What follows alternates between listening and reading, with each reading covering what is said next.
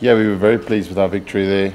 As we discussed after the match, that it wasn't conditions suited to South African conditions.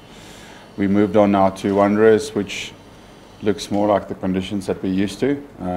But once again, we haven't asked for anything over the top. We've just asked for a wicket that's got good pace and bounce. And it looks like hopefully we'll get that. Yeah, I think once again India will come back with a point to prove. I mean, obviously they're a proud team that wouldn't want to go down 3-0, so we're expecting once again a good challenge from them. For us as a team, pretty simple, just be doing the things that we've been doing right over this series, do it well. Whether it's batting in partnerships, getting those partnerships together. As I said after the second test, the difference between us and India is I feel that's been there's more batters contributing to that partnership, so that's going to be once again very much a key factor on the conditions like that.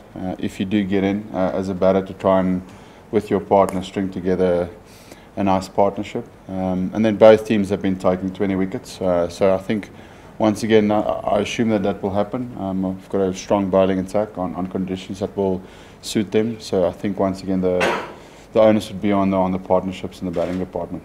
The key for someone like him is not to overanalyze or overcomplicate things, and that's normal. That happens when a guy goes 1 or 2 or 5 test matches without scoring runs. You tend to want to overanalyze things, but with Quinny, that's the last thing you want to do. His biggest asset as a player is he's a free player.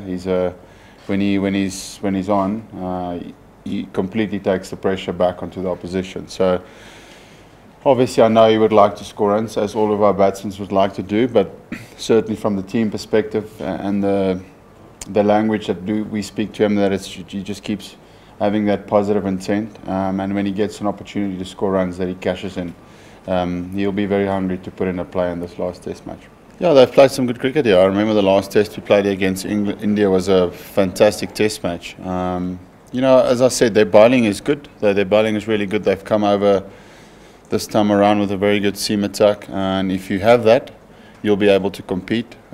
We have got a fantastic seam attack as well, so it will be the battle of those two. But for me, obviously, the pressure is on making sure that we can keep their batsmen under pressure. It's been a pretty quiet series for most of them, and if we can keep doing that, then we'll change that stat that you speak about. It's an option. It was an option in Centurion as well, because the ball doesn't spin there regularly as well, and then we found it was the opposite. So you just have to make sure you keep your options open and see.